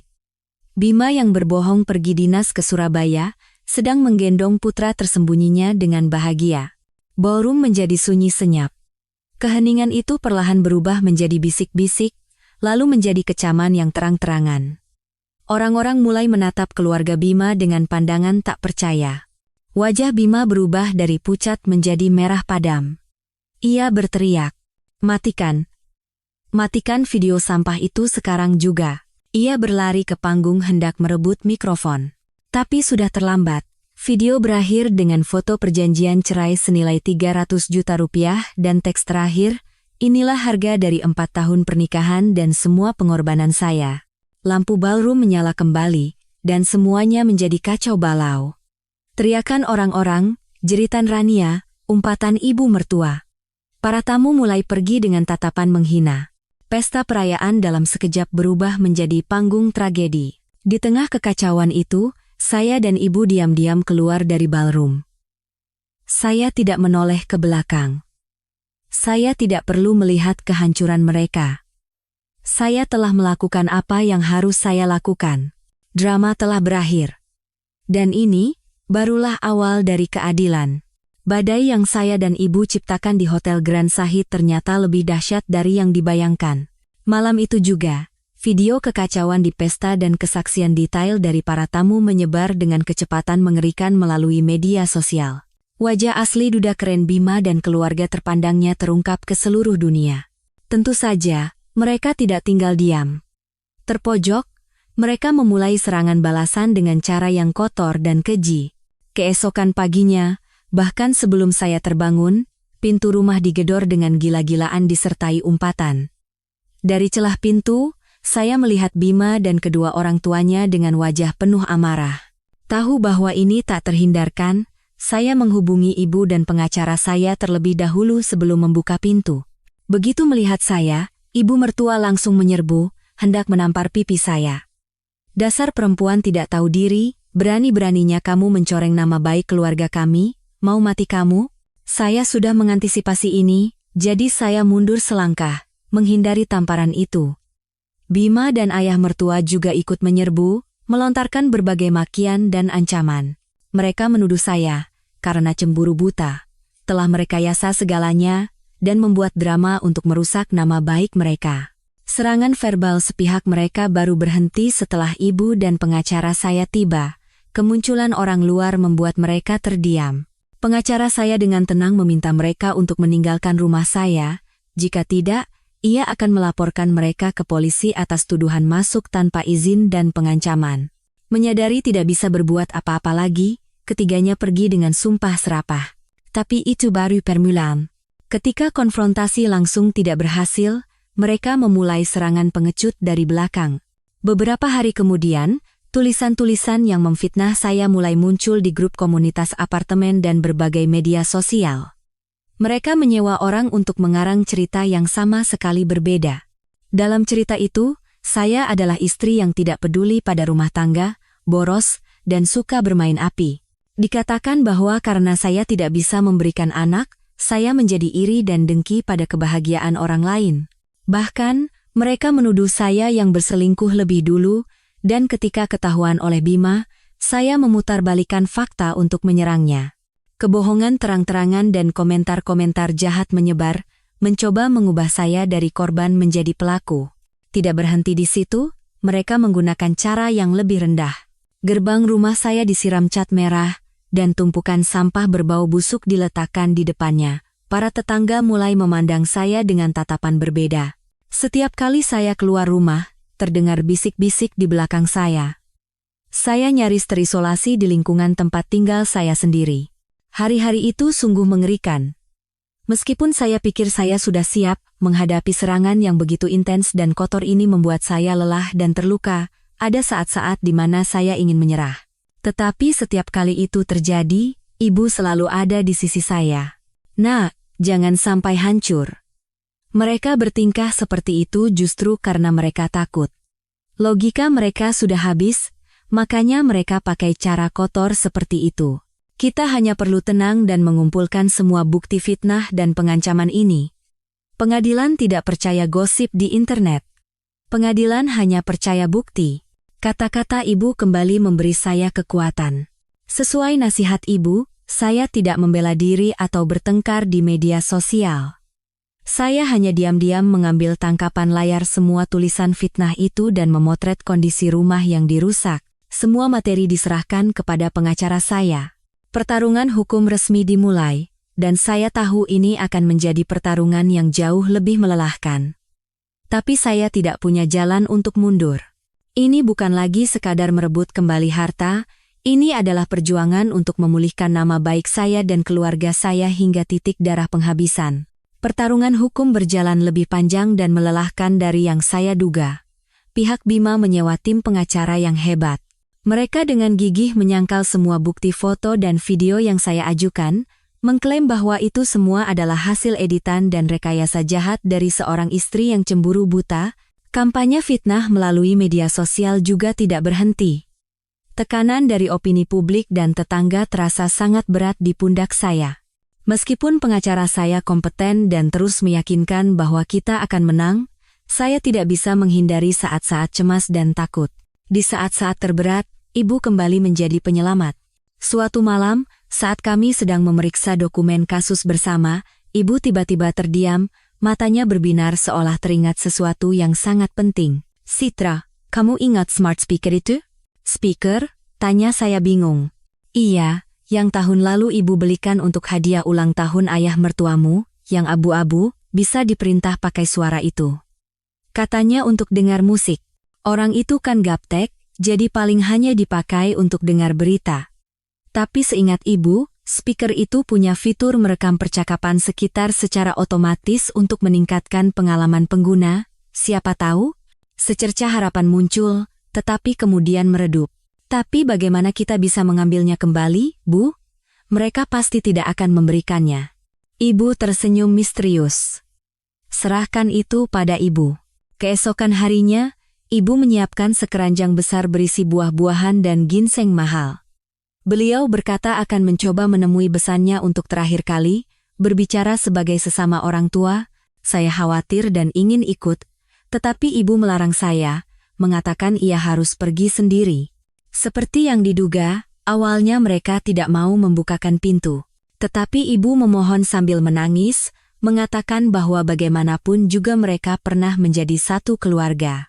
Di saat anak-anak mereka sampai ke pengadilan, Bukankah sudah seharusnya orang tua bertemu untuk menyelesaikan urusan secara baik-baik, agar tidak malu dilihat tetangga?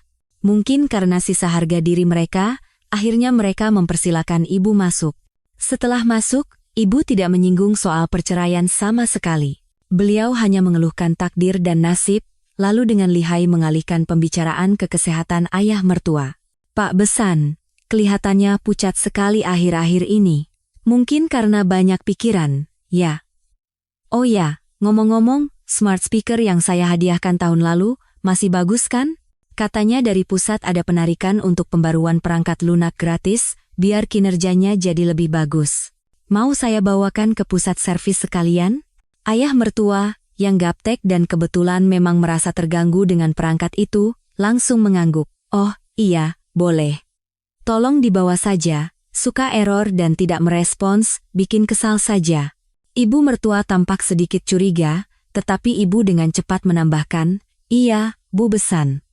Nanti saya urus, sekalian saya belikan yang baru dan lebih bagus. Anggap saja ini tanda perpisahan dari saya. End quote. Mendengar kata yang baru dan lebih bagus, ibu mertua tidak berkata apa-apa lagi. Maka, ibu berhasil membawa pulang speaker yang seperti harta karun itu. Kami segera memanggil sepupu saya yang ahli gawai. Setelah beberapa saat mengutak-atik, ia menghubungkan speaker itu ke komputer. Ratusan file rekaman muncul di layar. Kami menahan napas dan mendengarkan satu persatu file itu. Sebagian besar hanyalah suara berita, musik dangdut, dan percakapan sehari-hari yang tidak berarti. Tepat saat kami hampir menyerah, sebuah file rekaman membuat kami semua terdiam. Rekaman itu berasal dari sebulan yang lalu, suatu malam setelah Bima meminta cerai dari saya. Suara Bima dan ayah mertua terdengar sangat jelas. Ayah mertua. Ayah khawatir. Kenapa dia setuju cerai semudah itu? Jangan-jangan dia punya rencana lain. Bima dengan nada jumawa. Rencana apa sih, ya? Sertifikat rumah sudah ada nama kita. Tabungan pribadinya sebentar lagi kita kuras. Hadiah pernikahannya juga sudah aku sembunyikan. Dia tidak punya bukti apa-apa. Memangnya dia bisa apa? Tunggu saja setelah syukuran cucu kita, langsung kita usir. Perempuan mandul memang harusnya pergi dengan tangan kosong. Ayah mertua tertawa, benar juga. Untung dulu kamu pintar menyelipkan surat pengalihan hak itu di tumpukan dokumen pinjaman. Bodoh sekali dia, tidak dibaca sama sekali, langsung tanda tangan. Kami semua membeku. Inilah dia, pengakuan yang keluar langsung dari mulut mereka. Bukti pamungkas yang tidak bisa disangkal oleh siapapun. Ini membuktikan dengan jelas semua tindak penipuan dan konspirasi penggelapan aset mereka. Dengan tangan gemetar, saya menyimpan file rekaman itu ke dalam USB. Air mata kembali mengalir, tetapi kali ini adalah air mata kelegaan dan harapan. Perang kotor mereka, semua fitnah dan siasat keji, akan berakhir di hadapan bukti yang tak terbantahkan ini. Keadilan akhirnya ada di tangan saya. Hari sidang terakhir. Suasana di ruang sidang sangat tegang. Pengacara pihak Bima masih dengan percaya diri mematahkan setiap bukti yang saya ajukan dengan argumen tajam, mengklaim semuanya hanyalah imajinasi seorang istri yang cemburu buta. Bima dan keluarganya duduk di seberang dengan ekspresi arogan, seolah yakin akan kemenangan.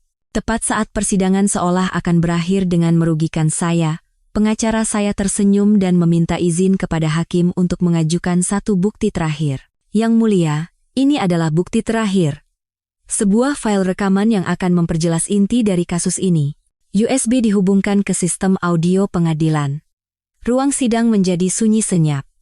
Kemudian, percakapan antara Bima dan ayah mertua terdengar begitu jelas dan tajam. Konspirasi untuk menipu saya menandatangani dokumen, rencana untuk merampas harta, hingga siasat untuk mengusir saya dengan tangan kosong, semuanya terungkap tanpa sensor. Wajah Bima dan ayah mertua berubah dari arogan menjadi kaget, lalu akhirnya pucat pasi seperti kertas. Ibu mertua yang duduk di belakang hanya bisa ternganga tanpa kata. Mereka saling pandang, lalu menatap smart speaker yang diangkat oleh pengacara saya sebagai barang bukti. Mereka mungkin tidak percaya bahwa kelengahan dan kejahatan mereka sendirilah yang telah menggali kuburan mereka. Rekaman berakhir, Tetapi keheningan di ruang sidang berlanjut untuk beberapa saat. Hakim menatap Bima dengan tatapan tajam. Tidak ada lagi pembelaan yang bisa dilakukan. Buktinya terlalu telak.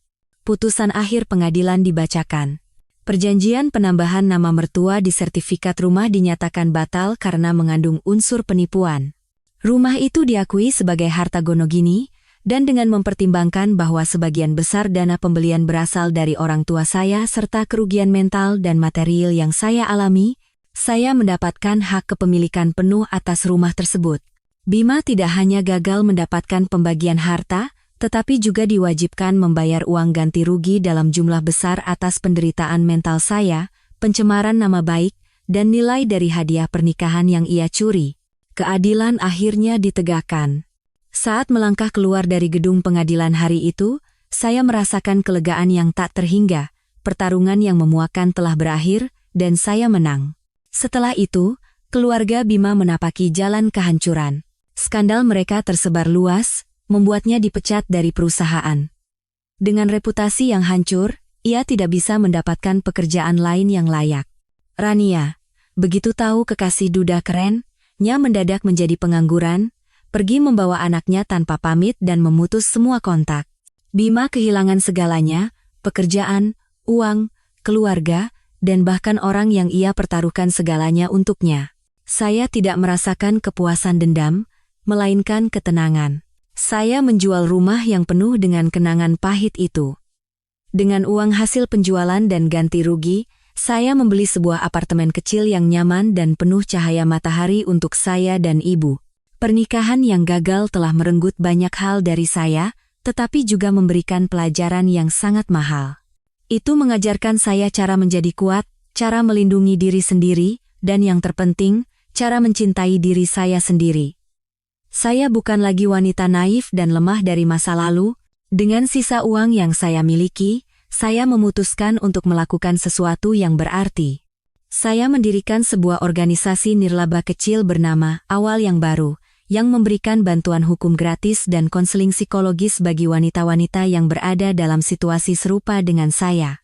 Melalui cerita dan pengalaman saya ingin membantu orang lain, agar tidak ada lagi yang harus merasakan penderitaan dan ketidakberdayaan yang pernah saya alami. Suatu sore, berdiri di balkon apartemen baru saya, memandangi hiruk-pikuk kota di bawah, saya merasakan kebebasan dan kedamaian yang utuh.